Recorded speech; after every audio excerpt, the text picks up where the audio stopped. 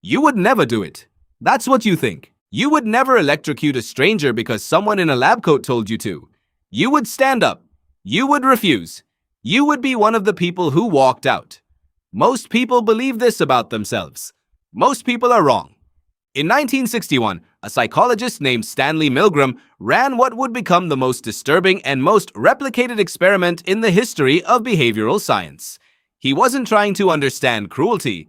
He was trying to understand something far more uncomfortable: ordinary obedience. And what he found didn't just change psychology, it changed how we understand every system of authority you have ever lived inside. Here is what the textbooks give you. Milgram recruited ordinary people, teachers, engineers, postal workers, people pulled from newspaper advertisements, and brought them into a laboratory at Yale University. Each participant was told they were taking part in a study on learning and memory. They were assigned the role of teacher. Another person, described as a fellow participant but actually a paid actor, was assigned the role of learner. The learner was strapped into a chair in an adjoining room. The teacher sat in front of a shock generator with switches ranging from 15 volts, labeled slight shock, all the way to 450 volts, labeled simply XXX. Every time the learner gave a wrong answer, the teacher was instructed to administer an electric shock, increasing the voltage with each mistake. The shocks were not real, but the teacher did not know that.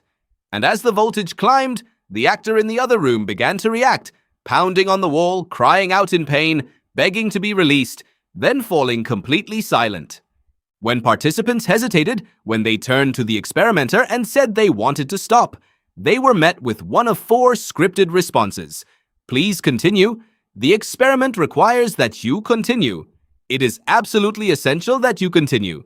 You have no other choice. You must go on. And here is the finding that made the world stop. 65% of participants administered the maximum shock of 450 volts. Not a fringe minority, not the cruel or the unusual. 65% of ordinary people in a clean laboratory administered what they believed was a potentially lethal electric shock to a stranger because a man in a lab coat told them it was necessary. Milgram himself was stunned.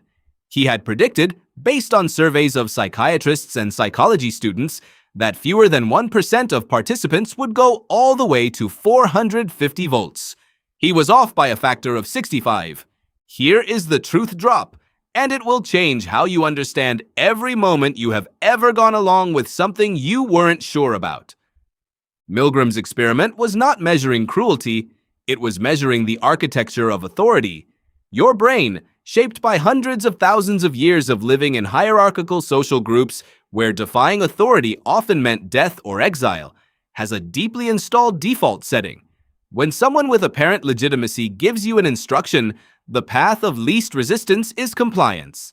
Not because you are weak, not because you are malicious, but because the social cost of defiance across most of human history was catastrophically high. Neuroscientist Robert Sapolsky, whose work on stress, hierarchy, and the biology of human behavior is among the most comprehensive in the field, has shown that the human brain responds to social hierarchy the way it responds to physical environment.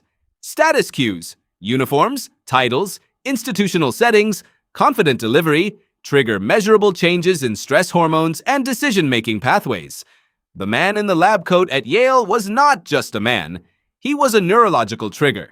His presence activated ancient social circuitry that said, this person has authority, compliance is safe, defiance is dangerous.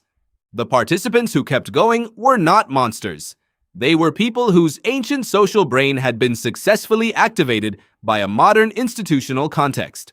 They were running hardware built for a world where authority meant the elder, the chief, the person whose judgment your survival depended on. Milgram understood this himself.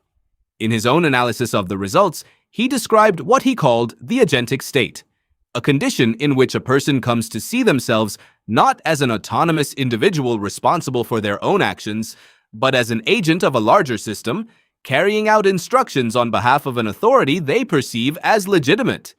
In the agentic state, responsibility doesn't disappear. It transfers.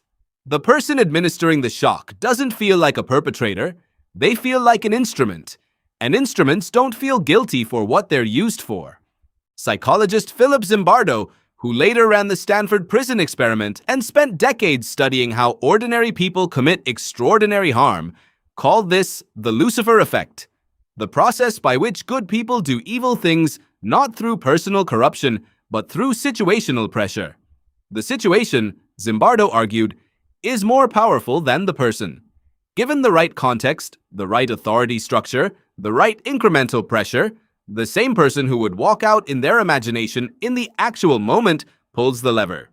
The incremental nature of the experiment is crucial and almost never discussed. Nobody was asked to administer 450 volts in the first moment. They were asked to administer 15 volts, then 30, then 45. Each step was small. Each step followed naturally from the last. By the time the voltage was genuinely dangerous, the participant had already crossed dozens of smaller lines and established a behavioral pattern of compliance that made the next step feel like a continuation rather than a choice. This is not ancient history. This is the architecture of every gradual compromise you have ever made. Every time you went along with something slightly wrong because the situation made stopping feel more costly than continuing, every time you deferred to an authority you weren't sure deserved your deference, every time you told yourself it was fine because someone else was responsible, the agentic state is not something that happens to other people. It is the default condition of the human social brain under institutional pressure. So what do you do with this? The Milgram experiment was not a demonstration of human evil. It was a demonstration of human architecture.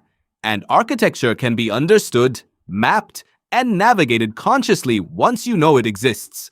The participants who refused, the 35% who stopped before 450 volts, shared one consistent behavior. They named what was happening. They broke the script.